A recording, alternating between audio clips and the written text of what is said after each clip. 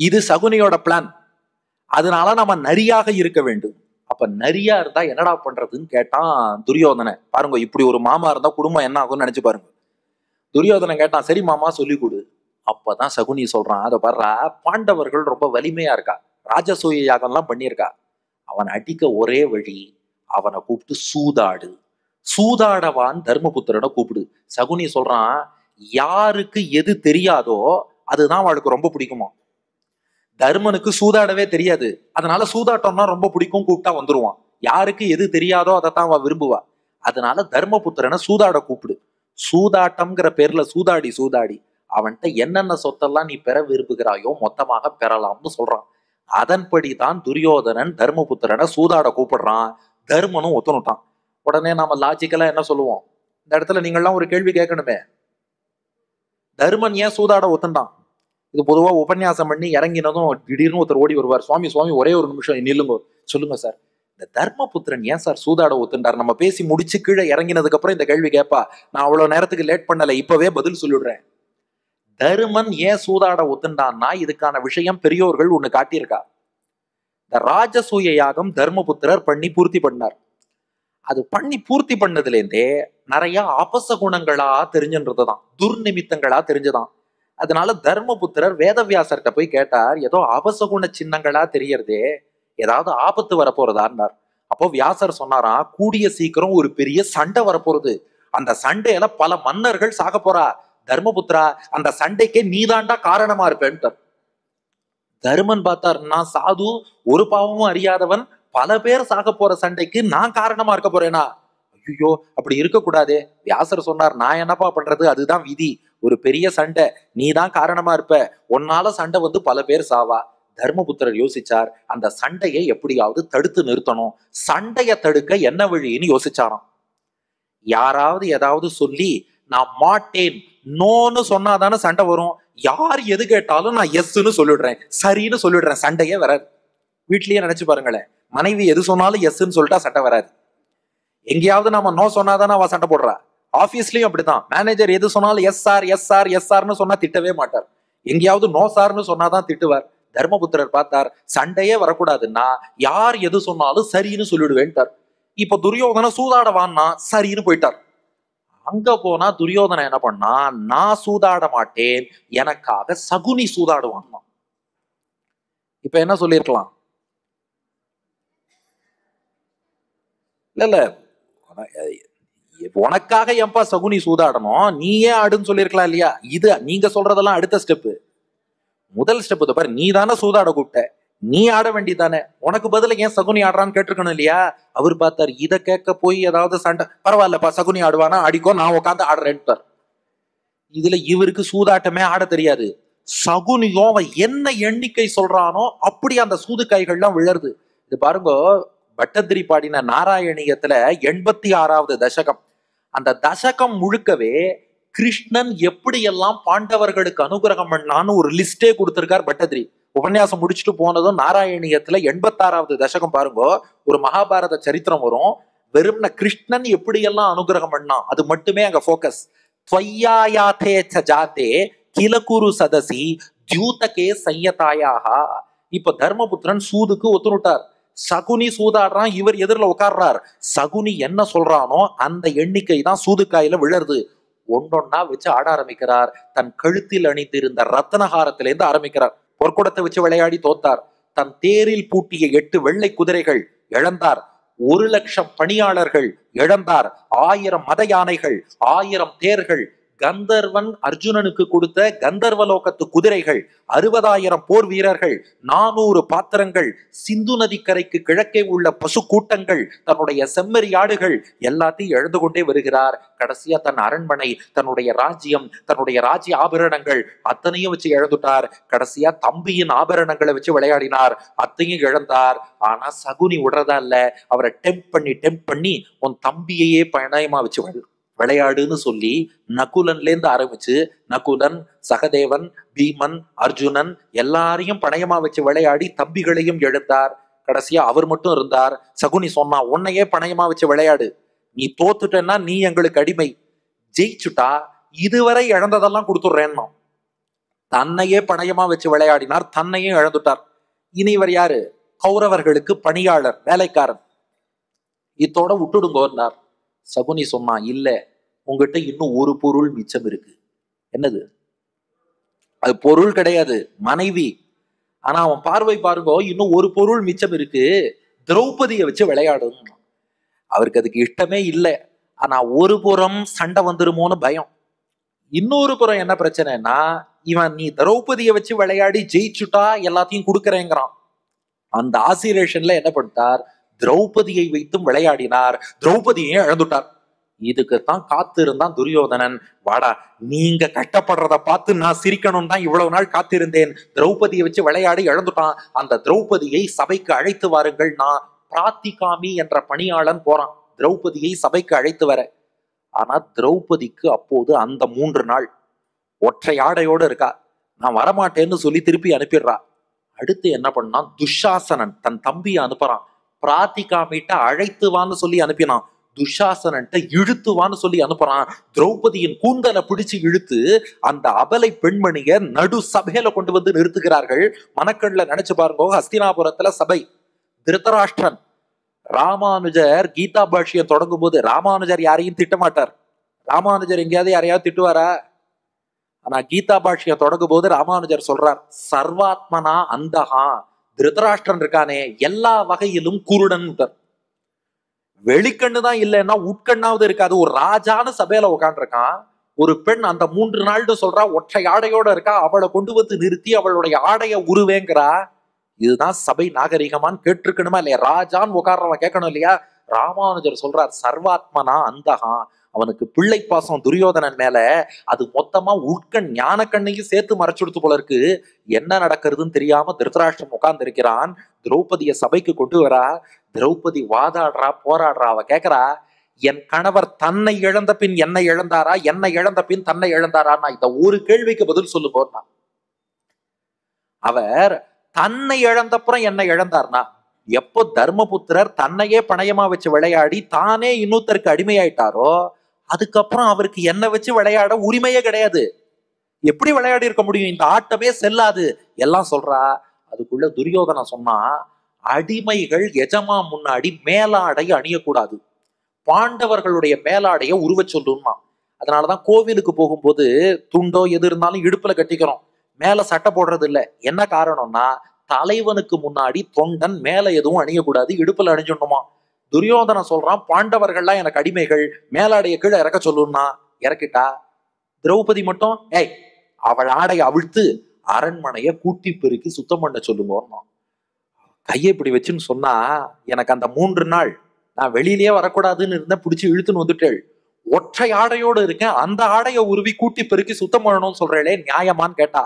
அப்போ கர்ணன் சொல்றான், ஏய், 5 கணவன்மார்களை கல்யாணம் பண்ணிட்ட, ஒருத்தனாவது கேள்வி கேட்கறான் பாத்தியா? அத்தனை பேரும் அடிமையாயி வாய மூடின்னு உட்காந்துருக்கான். நீ வேணா ஒரு 6வது கல்யாணம் பண்ணிக்கோயேன்னு திரௌபதியை பார்த்து நாக்கில் நரம்பு இல்லாமல் கர்ணன் சொல்றான். நீ வேணா 6வதா ஒரு கல்யாணம் பண்ணிக்கோ, அவனாவது உன்னை காப்பாத்துறான்னு பாப்போங்கிறான். இப்போ துஷாசனன் அருகில் வருகிறான்.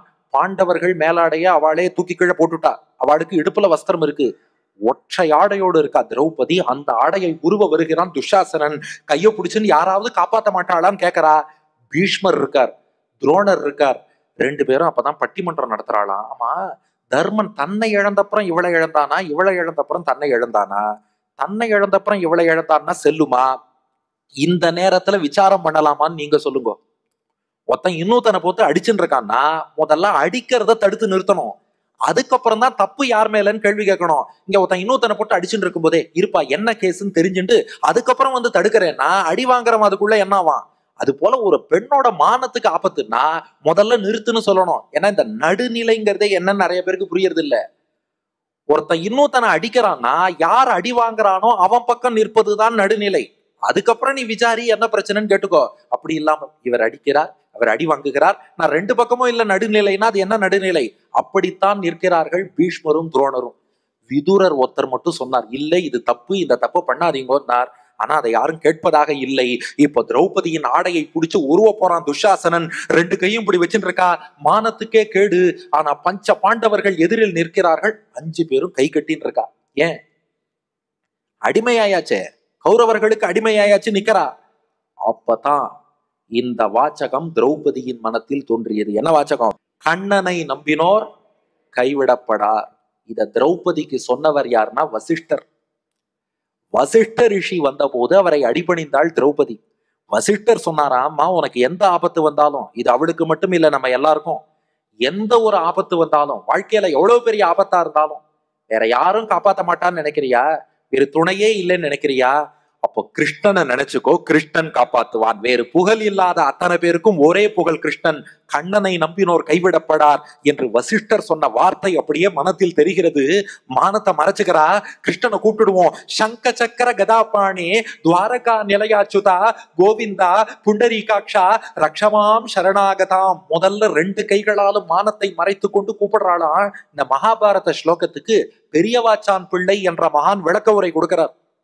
சங்க சக்கர கதாபாணி, ஏ கிருஷ்ணா, உன் கையிலே சங்கு, சக்கரம், கதை, வில், வாழ் 5 ஆயுதங்கள் ஏந்தியவனே, அந்த 5 ஆயுதத்தையும் ஏன்டா கையில ஏந்திண்டே இருக்கேன்னு கேட்டாலும். கையில ஏன் ஆயுதங்களை ஏந்திண்டே இருக்கார்? ஏன்னா ஆயுதங்களை கீழே வச்சுட்டார்னா பக்தன் ஆபத்துன்னு கூப்பிடும் போது எடுத்து காப்பாத்த 1 வினாடி தாமதமாகுமா? அந்த தாமதம் கூட ஆகக்கூடாது. தயார் நிலையில் பக்தர்களை காக்க வேண்டும் என்பதற்காக தயாராக கையில் 5 ஆயுதங்கள் ஏந்தி இருக்கிறாயே கிருஷ்ணா, நீ மட்டும் இப்ப என்ன காப்பாத்தலைன்னா இந்த பஞ்ச பாண்டவர்கள் எப்படி பயனற்றவர்களாக ஆனார்களோ அது போல் உன் பஞ்ச ஆயுதங்களும் பஞ்ச பாண்டவர்களை போல் பயனில்லாம போயிடுமே. சங்க சக்கர கதாபாணி, பஞ்ச பாண்டவர் போல் பயனில்லாமல் போகாது இருக்கணும்னா, உன் பஞ்ச ஆயுதத்துக்கு பிரயோஜனம் இருக்கணும்னா என்னை காப்பாத்துடா சங்க சக்கர கதாபாணி துவாரகா நிலையா. நான் என்ன வைகுண்டத்துல உள்ள பெருமாளையா கூப்பிடுறேன்? அவ்வளவு தூரம் இல்ல, இதோ துவாரகையில் தானே இருக்கிறாய். துவாரகாயிலிருந்து ஹஸ்தினாபுரத்தில் இருக்கும் என்னை நீ காக்க மாட்டாயா? அச்சுதான்னா, அச்சுதன் என்றால் அடியார்களை நழுவ விடாதவன் அர்த்தம். அச்சுதன்னா கை விடுறது, நழுவ விடுறது. அச்சுதன் புடிச்சுனுட்டான்னா பகவான் நம்ம என்றுமே விடமாட்டான், நழுவ விடமாட்டான், கைவிட மாட்டான். கண்ணனை நம்பினோர் கைவிடப்படார். அச்சுதா, என் ஆடையே நழுவ போறதுடா, என்னை நழுவ விடாமல் காக்கக்கூடிய நீ என்னை காக்க மாட்டாயான்னா இப்ப வரைக்கும் கண்ணன் தேர்ந்து எந்த ஒரு செய்தியும் வரல. திரௌபதி பார்த்தா, ஒரு கையால மானத்தை மறைச்சுண்டா, இன்னொரு கையை மேல உயர்த்தினா கோவிந்தா புண்டரீகாட்சான்னா. கோனா பசுன்னு அர்த்தம். கோவிந்தானா வாய திறந்து காப்பாத்துன்னு கேட்க தெரியாத கோ பசுக்களை கூட காக்கிறாயே, நான் வாய திறந்து கதறுகிறேன், என்னை காக்க மாட்டாயா? கோவிந்தா, பசுக்களை காக்கும் நீ என்னை காக்க மாட்டாயா? புண்டரீகாட்சா, தாமரை கண் படைத்தவனே, நான் கண் கலங்கி நிற்கும் போது நீ அந்த தாமரை கண்களை திறந்து அருள் புரியாமல் இருக்கலாமா? ஒரு கையால மானத்தை மறைச்சு ஒரு கையை உயர்த்தி பார்த்தா அப்பவும் கிருஷ்ணன் வரல. கடைசியா பார்த்தா இனி என்னை காத்து கொள்ளும் பொறுப்புன்னு என்கிட்ட ஒண்ணும் இல்லை, 2 கையையும் மேலே உயர்த்துகிறேன். கண்ணன் அல்லால் எனக்கு இனி சரண் இல்லை என்று, கண்ணன் அல்லால் இல்லை கண்டீர் சரண், ரக்ஷமாம் சரணாகதாம், நான் சரணாகதி பண்றேன் காப்பாத்துன்னு சொல்லி இப்போது 2 கைகளையும் மேலே உயர்த்தினாள். நான் நீயே கதின்னு சரணாகதி பண்றேன், கிருஷ்ணா காப்பாத்துன்னா. நன்னா கவனிங்கோ, நானே 2 கையாலையும் மானத்தை மறைச்சுட்டாலும் கிருஷ்ணன் தேர்ந்து புடவை வரல. நான் ஒரு கை நீ ஒரு கைன்னு கூப்பிட்ட போதும் வரல. 2 கையும் மேலே உயர்த்தினா, நீ பார்த்து காப்பாத்துடான்னா உடனே கண்ணபிரான் புடவையை சுரந்தான். திரௌபதிக்காக அளவில் அடங்காத புடவை. கிரந்தந்தியா யாக்ஞசேன்யாக சகருணம் அகிருதாக சேலமாலாம் அனந்தாம். நாராயணியத்துல பட்டதிரி வர்ணிக்கிறார். அந்த புடவை இருக்கே, வரது வரது வரது வரது வந்துட்டே இருக்கு. துஷாசனன் இழுத்துட்டே இருக்கான், புடவையும் வந்துட்டே இருக்கு. களைச்சு போய் மயங்கி துஷாசனன் சுருண்டே கீழே விழுந்துட்டான். அதுக்கு மேல அவனால புடவையை இழுக்க முடியல, விழுந்துட்டான். இப்படி புடவையை கொடுத்து திரௌபதியின் மானத்தை கிருஷ்ணன் காப்பாத்தியதுதான் முதல் அனுகிரகம். பாண்டவர்களுக்கு பண்ண முதல் அனுகிரகம். புடவையை கொடுத்து காப்பாத்தினான். இது அழகா தமிழில் சொல்வார்கள், ஓட்டை கைக்கும் யானைக்கும் இடையே 1000 மைல் தூரம், ஆனா இடையே நடக்குது புடவை வியாபாரம். ஓட்டைனா துவாரம், ஓட்டை கைனா துவாரகை, கிருஷ்ணனோட ஊர் ஓட்டை கை. யானைக்கு ஹஸ்தின்னு பேரு, யானைனா ஹஸ்தினாபுரம். ஓட்டை கைக்கும் யானைக்கும் இடையே 1000 மைல் தூரம். ஆமா, துவாரகைக்கும் ஹஸ்தினாபுரத்துக்கும் இடையே 1000 மைல் தூரம். ஆனா இடையே நடக்குது புடவை வியாபாரம். இங்கேருந்து கோவிந்தாங்கிறா, அங்கேருந்து புடவை வருது. முதல் ஆன்லைன் ஷாப்பிங்ல புடவை யார் வாங்கினான்னா திரௌபதி தான் வாங்கினான்ட்டா. ஆமா, ஹஸ்தினாபுரத்துல இருந்துட்டு துவாரகையில இருந்து புடவை, ஆனா நீங்க ஆன்லைன்ல ஆர்டர் பண்ணாலும் அது 1 வாரம் ஆகலாம், 10 நாள் ஆகலாம். அது நீங்க ஃபாலோ பண்ணிட்டே இருக்கணும். இங்க ஒன்னும் ஃபாலோ பண்ண வேண்டாம். கூப்பிட்ட குரலுக்கு அந்த புடவையை கொடுத்து கண்ணன் காப்பாற்றினான். அப்ப இந்த முதல் ரட்சணத்துல கிருஷ்ணன் உணர்த்தினது என்னன்னா, பகவான் நம்ம பக்கத்துல இல்லைன்னு நினைக்காதீங்கோ. நம்ம நாக்கிலேயே அவனுடைய நாமம் இருக்கு. அவன் நாமத்தை சொல்லி அழைத்தால் பகவான் உடனே வந்து நம்மை ரட்சிப்பான். கோவிந்தான்னு சொன்னா சுவாமி பிள்ளலோகாச்சாரியார் ரசிச்சு சாதிச்சார். திரௌபதிக்கு ஆபத்திலே புடவையை சுரந்தது திருநாமம் இரேன்னர். பிள்ளலோகாச்சாரியார் என்ற மகான் சொல்கிறார், கிருஷ்ணன் புடவை கொடுக்கலான்னு நினைச்சானா, ஆனா இவ கோவிந்தான்னு கூப்பிட்டா இல்லையா, அந்த கோவிந்த நாமம் கிருஷ்ணனுக்கும் முந்திண்டு வந்து அதுவே புடவையை கொடுத்துருத்தான். அதனால நாக்குல பகவானுடைய நாமம் இருக்கு. அதனால பெருமாளுடைய தொலைபேசி எண் என்னன்னா அவருடைய திருநாமம் தான் பெருமாளுடைய போன் நம்பர். நம்ம யாராவது ஒருத்தரோட பேசணும்னு சொன்னா உடனே என்ன பண்றோம், சார் உங்க போன் நம்பர் கொடுங்க சார், போன் பண்ணி பேசுறேங்கிறோம். நம்பர் இருந்தா தானே அவரோட பேச முடியும். போன் நம்பர் இல்லைன்னா அவரோட பேச முடியாது. நாம எல்லாரும் பெருமாளோட பேசணும்னு ஆசைப்படுறோம். அவனுடைய திருநாமம்ங்கிற போன் நம்பரை டயல் பண்ணா ஹலோன்னு பெருமாள் ஆன்சர் பண்ணுவார். நம் பிரார்த்தனைக்கு அவர் அனுகிரகம் பண்ணுவார். அதனால இறைவனின் தொலைபேசி எண் என்னன்னா அவருடைய திருநாமம். உண்மையிலேயே தொலைபேசி தான். ஓட்டை கைக்கும் யானைக்கும் இடையே 1000 மைல் தூரம். ஹஸ்தினாபுரத்திலேருந்து துவாரகையில இருக்கும் கிருஷ்ணனுக்கு எப்படி கம்யூனிகேட் பண்ணா, பகவானுடைய திருநாமம் கோவிந்தா என்ற போன் நம்பர். ஹஸ்தினாபுரத்திலேருந்து கோவிந்தான் டயல் பண்ணா அங்க துவாரகையிலேருந்து கிருஷ்ணன் ஆன்சர் பண்ணி புடவையும் கொடுத்துட்டான் இல்லையா. அதனால பகவானை தொடர்பு கொள்ளும் தொலைபேசி எண் அவனுடைய திருநாமம். அப்படி திரௌபதியை காப்பாத்திட்டான். ஆனால் எல்லாரும் என்ன கேள்வி கேட்கிறா, திரௌபதியை காப்பாத்தின கிருஷ்ணன் தர்மபுத்திரனையும் கொஞ்சம் சேர்த்து, எல்லாத்தையும் பாவம் இழந்த அடிமையானா இல்லையா, அவனையும் சேர்த்து காப்பாற்ற வேண்டியதானே. ஏன் காப்பாத்தலைன்னா இங்கதான் ரகசியம் பெரியோர்கள் காட்டுறா. தர்மபுத்திரன் என்ன பண்ணிட்டான், திரௌபதி கிருஷ்ணனை கூப்பிட்டா, கிருஷ்ணனும் காப்பாத்திட்டான். தர்மபுத்திரன் கிருஷ்ணனை கூப்பிடவே இல்லை. இங்கதான் நீங்க சொன்ன அந்த விஷயம். துரியோதனை எனக்கு பதில சகுனி விளையாடுவான்னா இல்லையா, நேரா தர்மபுத்திரன் போய் உட்காந்து, அப்படியாப்பா ஓகே நானும் எனக்கு பதில் ஆள் போடுறேன், எனக்கு பதில கிருஷ்ணன் விளையாடுவான்னு சொல்லியிருந்தா மகாபாரதம் எப்படி போயிருக்கும்னு நினைச்சு பாருங்க. ஓகே துரியோதனனுக்கு பதில சகுனி விளையாட்டோம், எனக்கு பதில கிருஷ்ணன் விளையாடுவான் சொல்லியிருக்கலாம் இல்லையா. ஏன் சொல்லலைன்னா நம்ம எல்லாருக்கும் பிரச்சனையே தான். என்னை நானே பார்த்து கொள்வேங்கிற எண்ணம் நம்ம எல்லார்ட்டையும் இருக்கு. அது என்னப்பா பகவான் நம்மளால பாத்துக்க முடியாத, ஒன்னும் பண்ண முடியாது, நம்மளால எதுவுமே பண்ண முடியாது, அவன் தான் நம்மளை காப்பாத்தி ஆகணும். நம்ம பிறப்பு நம்ம கையில இருக்கா, இறப்பு நம்ம கையில இருக்கா, நடுவுல இந்த வாழ்க்கை மட்டும் நம்ம கையிலன்னு யாருப்பா சொன்னது, அத்தனையும் அவன் கையில தான் இருக்கு. ஆனால் அதை உணராமல் இருக்கிறோம். சகுனி மேல துரியோதன வச்ச நம்பிக்கைய கிருஷ்ணன் மேல தர்மன் வச்சிருக்கலாம் இல்லையா. துரியோதன சகுனிய நம்பி நீ போய் விளையாடுறாங்கிறான், ஏன்னா இந்த சகுனி எனக்கு வெற்றி பெற்று தருவான்னு நினைக்கிறான்.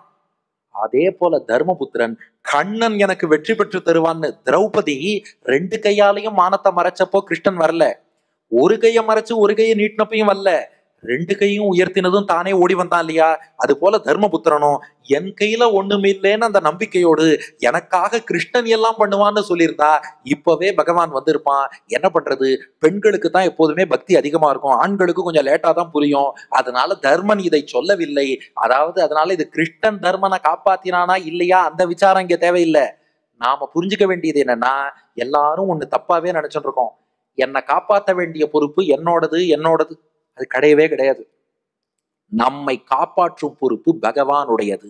அந்த பாரத்தை அவன் திருவடியில போட்டுட்டு ஜம்முன்னு நம்ம மார்பில் கை வைத்து உறங்குமா போலேன்னு இருக்கலாம். இதே தர்மபுத்திரன் கிருஷ்ணா நீ சூதாடுன்னு கொடுத்துட்டு ஜம்முன்னு உட்காந்துருந்தான்னா கௌரவ ராஜ்யத்தையும் சேர்த்து கிருஷ்ணன் வாங்கி கொடுத்து இவ்வளவுதான் மகாபாரதம்னு முடிச்சு கொடுத்துட்டு போயிருப்பான். ஆனா அப்படி இல்லாமல் நானே என்னை பாத்துக்கிறேன்னு இறக்கும் போது அது இப்படித்தான் நமக்கு சிக்கல்களை உண்டாக்கும். இது உள்ள இருக்கிற இன்னொரு விஷயம்.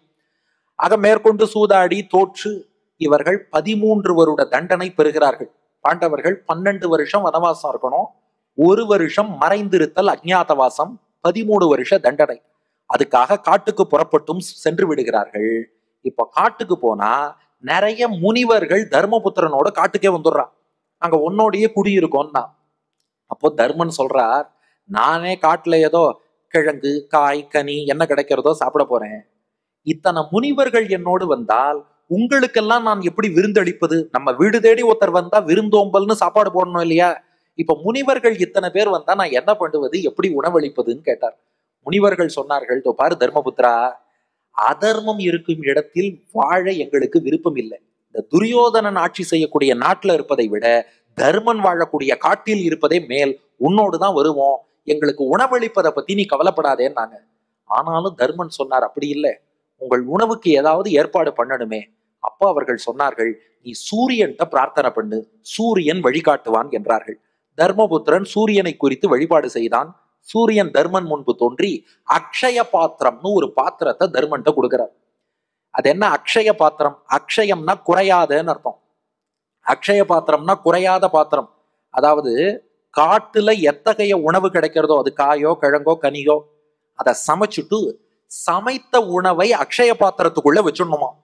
சமைத்த உணவை அக்ஷய பாத்திரத்துக்குள்ள வச்சுட்டா சூரியன் சொல்றார் தர்மன்ட்ட, திரௌபதி சாப்பிடுற வரைக்கும் அன்றைக்கு அதில் உணவு தீராது. கிடைச்ச உணவை சமைச்சு அக்ஷய பாத்திரத்துக்குள்ள வச்சுட்டா திரௌபதி சாப்பிடும் வரை அன்றைய தினம் உணவு தீராமல் இருக்கும். அதுக்கப்புறம் அலம்பி வச்சுடணும். மறுநாள் புதுசா சமைச்சு அதுல வச்சா அன்னைக்கு திரௌபதி சாப்பிடுற வரை தீராம இருக்கும். அப்படின்னா அவ என்ன பண்ணுவாளாம், முதல்ல அதுல சாதம் எல்லாம் வடிச்சு அக்ஷய பாத்திரத்துல வச்சுட்டு முனிவர்களுக்கு முதல் பந்தி உணவளிப்பார்கள். ஏன்னா விருந்தினருக்கு தான் முதல்ல. அந்த முனிவர்கள் சாப்பிட்டதும் பஞ்ச பாண்டவர்கள் அடுத்த பந்தி உட்கார்ந்து சாப்பிடுவா.